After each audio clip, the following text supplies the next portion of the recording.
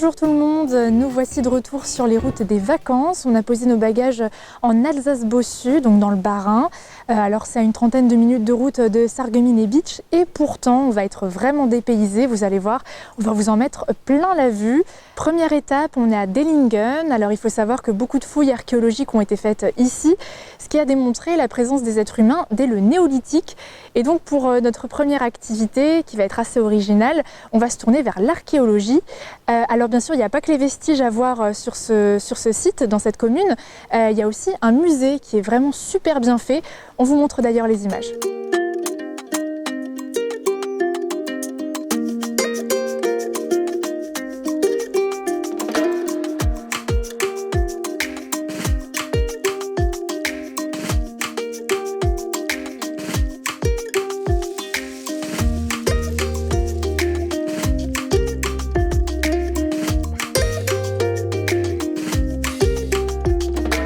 Alors Mégane, tout à l'heure on était au musée pour voir un petit peu le travail de l'archéologue, mais ici on est où? Alors du coup ici on se trouve en fait sur la villa du Gürtelbach, qui est une villa gallo-romaine avec, c'est une ferme si vous voulez pour l'époque actuelle, avec ici la partie dépendance, la partie du propriétaire où le propriétaire habitait avec sa famille, et en bas la partie où il y avait les serviteurs et les animaux, c'était la partie dépendance. On a encore plusieurs autres bâtiments mais qui ne sont pas fouillés et c'est sur ce bâtiment qu'on va fouiller.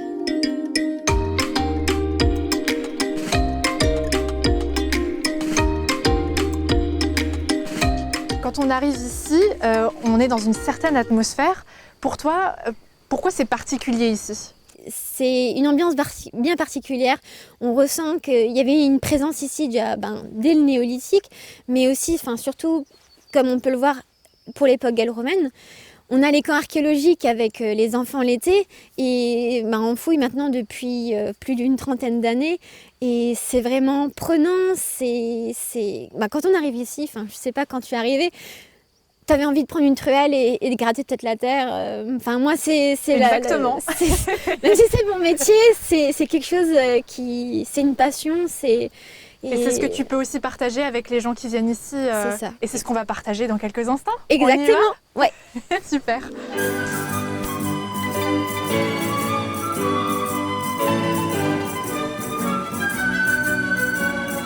Et du coup, le but, c'est de gratter la terre et de suivre les différentes couches archéologiques. Donc on suit les différentes textures, on suit aussi le changement de couleur.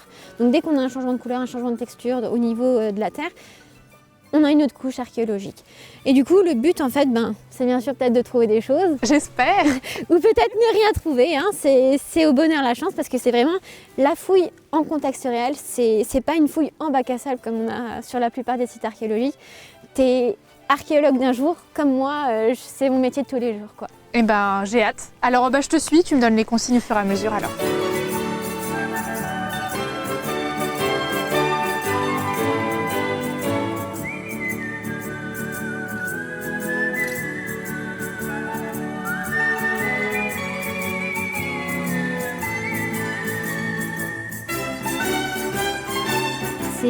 C'est une dent qui est cassée en fait.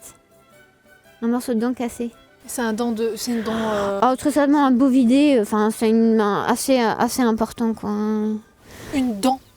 Un fragment.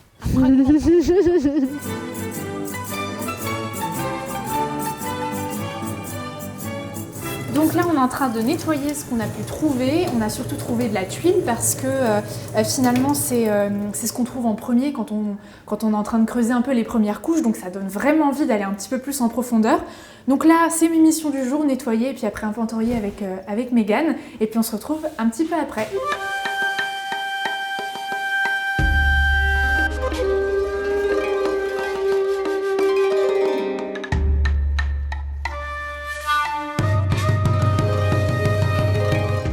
Alors on a fait un crochet sur la route, on est au cœur de la forêt de Button. On voulait absolument voir un lieu incroyable, c'est la Heidenkirche qui se trouve juste derrière moi. Alors pour raconter un petit peu l'histoire de cet endroit, eh bien ça a été construit au XIVe siècle, en tout cas c'est à ce moment-là qu'on la date, et elle faisait partie du village de Birsbach, qui aujourd'hui a disparu parce que trop reculé pour accueillir une civilisation plus moderne. Alors il faut savoir que c'est des ruines qui ont été réhabilitées par une association en 1998 et des fouilles archéologiques ont été réalisées en 1911 ainsi qu'en 1950. D'ailleurs un curé a fait reconstruire une partie des murs que vous pouvez voir, mais selon sa propre imagination. Donc je vous invite vraiment à faire des visites guidées avec l'office de tourisme parce que là je vous ai donné que 10% des informations, il y a encore beaucoup de choses à dire et donc c'est l'occasion de découvrir cet endroit historique et religieux. Nous voici à Diedendorf où il y a un atelier avec une dame qui est là depuis 15 ans. Elle travaille le cuir. C'est des créations sur mesure notamment, donc il y a possibilité de trouver de jolies choses et des pièces uniques. Et il faut savoir qu'elle a 30 ans d'expérience dans le métier. Elle a notamment travaillé avec Hermès.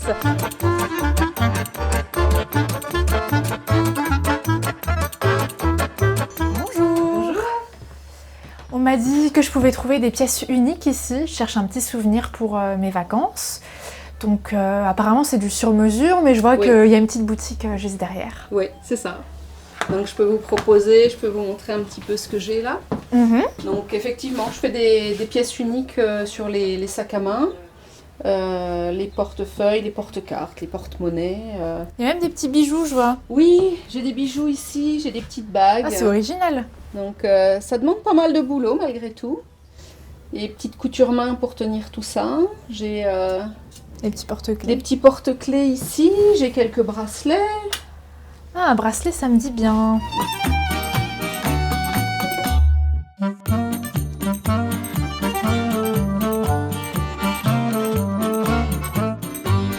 Ça y est, j'ai fait mon choix. Je vais vous prendre ce petit bracelet là, s'il vous plaît. D'accord, très bien, je vous l'emballe. Merci. Et puis là, on était dans cette petite boutique pour acheter le souvenir et il y a encore des choses à découvrir dans cette journée, notamment notre logement plutôt insolite et on va voir ça dans quelques instants.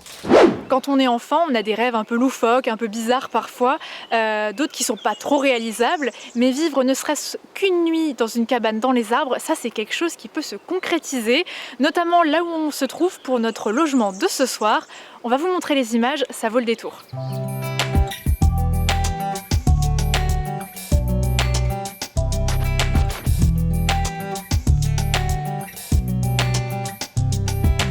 Bonjour Alain, ça va?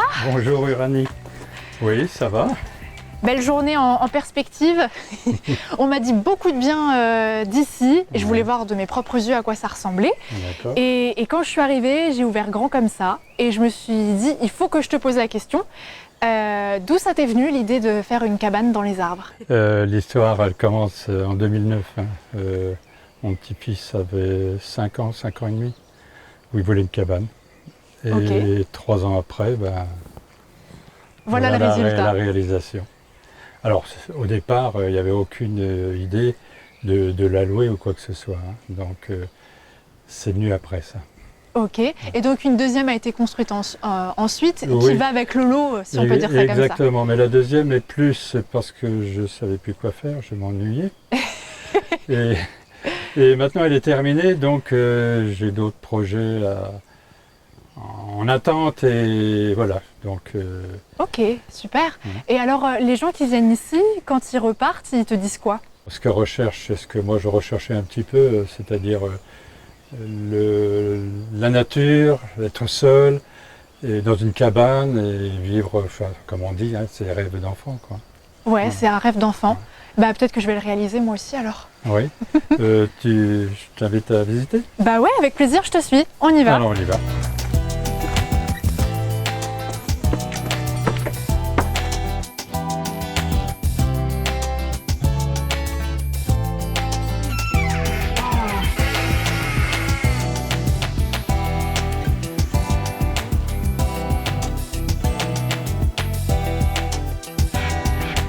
J'ai trouvé un petit jeu pour les plus téméraires et vu que j'aime bien les défis, c'est parti!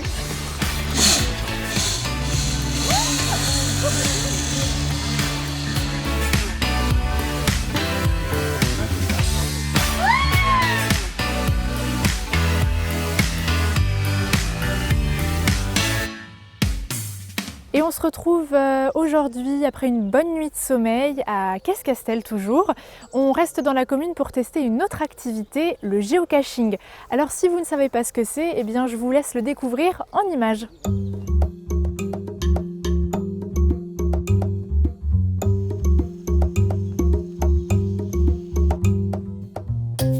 Alors le géocaching, qu'est-ce que c'est? Eh bien c'est un loisir, un jeu où vous devez vous baser sur des points GPS à l'aide de votre téléphone. Vous téléchargez l'application géocaching tout simplement et puis dans le moteur de recherche, eh bien vous tapez le lieu où vous êtes. De là, il y a une carte qui vous est proposée avec des points. Ces points, ce sont des objets ou alors des petites boîtes qui ont été disséminées un petit peu partout sur le site. Et l'objectif, eh bien c'est de les retrouver.